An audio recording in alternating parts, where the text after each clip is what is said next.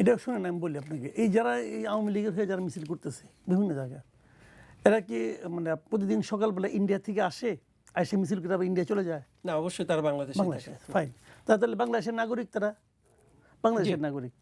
আমাদের সংবিধানে তো বলা আছে ভাই আপনাকে রাজনীতি করার অধিকার দিতে হবে। তো তারা তো মনে করতেছে আপনি তাদের নিষিদ্ধ করছেন। কীভাবে নিষিদ্ধ করছেন? একটা নির্বাহী আদেশে নিষিদ্ধ করছেন। এই আইনটা খুব ভালো আইন, এটাকে কেউ কেউ এ পর্যন্ত বলছে যারা এই আইনটা খুব ভালো একটা আইন করছে। তা আপনি একটা কালো আইনের মাধ্যমে একটা পলিটিক্যাল পার্টিকে নিষিদ্ধ করছেন, তারা কোনো পলিটিক্যাল অ্যাক্টিভিটিস করতে পারবে না। তো করতে পারবে না, আইন যখন করছেন করতে পারবে না, কি আর করা। এখন ওনারা কিছু পলিটিক্যাল অ্যাক্টিভিটিস করতে চায়, তারা কি করবে? কারণ তাদের কি জামাতে জয়েন করতে হবে অথবা বিএনপিতে জয়েন করতে হবে? তারা কি করবে ভাই? আপনি যত কিছুই বলেন না কেন, তারা তো এটা করবে। আগামীতে যত দিন যাবে আরও বেশি দেখবেন।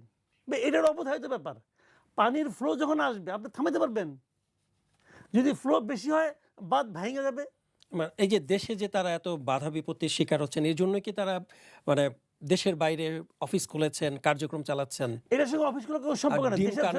দেশের বাইরে যে অফিস যেটা বলা হচ্ছে ওইটা আপনি ওই নিউজটা পড়ছেন কিনা আমি যাই, নিউজটা আমি পড়ছি। ওখানে কোনো অফিস টফিস খোলা হয় নাই। যারা ইন্ডিয়াতে গেছে, যারা ওই এলাকায় থাকে, ওখানে 50-60 জন লোকজন থাকে, তারা প্রচুর টাকা পয়সা কিন্তু লুটপাট করে নিয়ে গেছে ভাই এই লোকগুলো। তাদের একটা টাকা পয়সার কোনো অভাব নাই। একটা বাসা ভাড়া নিচ্ছে, ওখানে বিকেল বসে। ওখানে কোনো সাইনবোর্ড টাইনবোর্ড আছে নাই তো। এখন আসাদুজ্জামান কামাল এবং অন্যরা বসে। কারণ এটাকে আপনি অফিস অফিস ওরা কি ওদের অর্ডারেও যে এখানে হচ্ছে কাজ, ওদের কথা অনুযায়ী হচ্ছে? হচ্ছে না, হতে পারে না হতে পারে, আপনি প্রমাণ করেন হচ্ছে যে।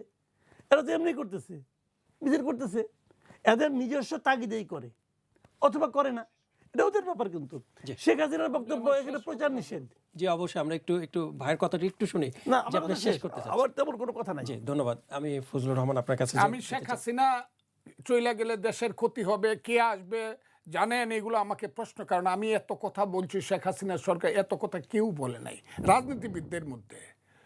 ওই যে